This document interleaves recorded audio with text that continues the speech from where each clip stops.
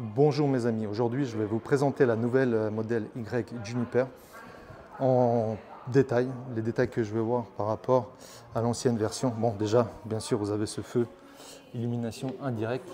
Voici le feu, il est caché là sous cette bande noire avec la petite caméra arrière et le bouton pour ouvrir le haillon. Les plaques d'immatriculation migrent de là à là. Ensuite le diffuseur là, il est énorme. Enfin énorme, plus grand que sur la version, la première version de la modèle Y, avec l'apparition d'un petit feu ici là sur les côtés.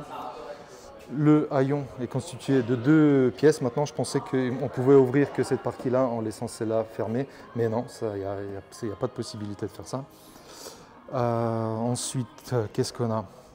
Le double vitrage à l'arrière, comme c'est sur la modèle 3 Highland. La caméra ici, elle reste au même endroit. Nouveau élément esthétique pour l'aérodynamisme au niveau des rétroviseurs. Ensuite, les jantes. Bon, je vous montre le devant déjà, vite fait.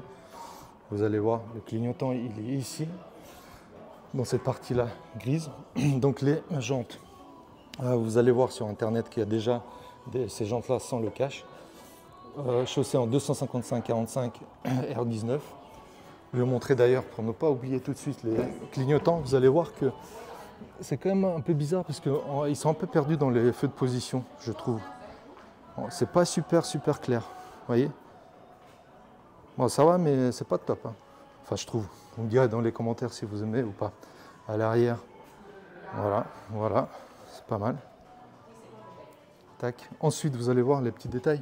Il n'y a pas de crochet ici, là, à ce niveau-là, comme sur la Highland. Pardon, mes doigts. À la beauté du life. Donc voilà.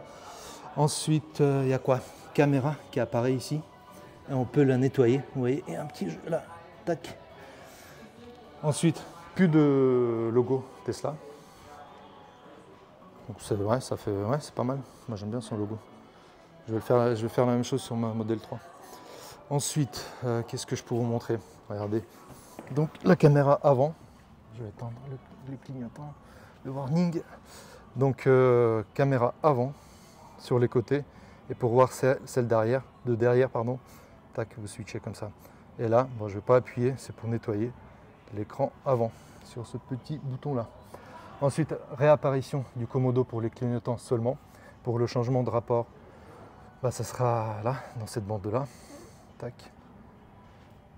Ici là, vous le savez. Ensuite, l'intérieur, bon, ça ressemble vraiment à celle de la Highland. Pas trop de changements, je trouve. Donc commodo, comme je vous ai dit, qui apparaît pour les clignotants et disparition des boutons pour les clignotants sur le volant. Ensuite, ah ouais, j'ai remarqué que par rapport à l'ancienne version, vous voyez, c'est pas tout droit. Non. Sur l'ancienne version, ça c'est tout droit là. Et là, il y a un petit, ça ressort un peu. Je connais pas la raison, je sais pas ce qu'il y a derrière, mais bon, c'est comme ça. Ensuite, niveau rangement, esthétiquement, c'est la même chose que la Highland. Par contre, je pense qu'il y a quand même plus d'espace, de volume. C'est énorme quand même. Ici aussi. Et les portes gobelets.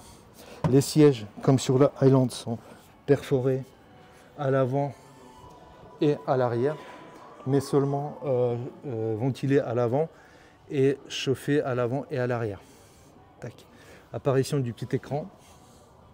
Ici, là. Tac. Donc ventilation, siège, on peut réguler ce siège avant là, à partir de cet écran là, musique, YouTube, Netflix, jeux, voilà, donc standard. Ok, donc maintenant on peut rabattre les sièges à partir de, enfin il y a 4 possibilités en fait, à partir de l'écran, comme ceci. Donc là, rabattre, vous voyez, tac. Ensuite, vous avez une possibilité de le faire depuis ici, tac, depuis l'écran avant. Bon, je sais plus où c'est, mais contrôle. Bon, je sais plus où c'était, mais voilà, c'est possible de le faire depuis l'écran avant. Et quatrième possibilité, depuis le coffre. Il faut faire gaffe quand on ouvre parce que c'est vraiment énorme. Le haillon, il est énorme. Donc ne pas toucher le... Attendez si je le fais. Ne pas toucher le plafond. Voilà, apparition, je ne sais pas si je l'ai dit, d'une petite lumière ici.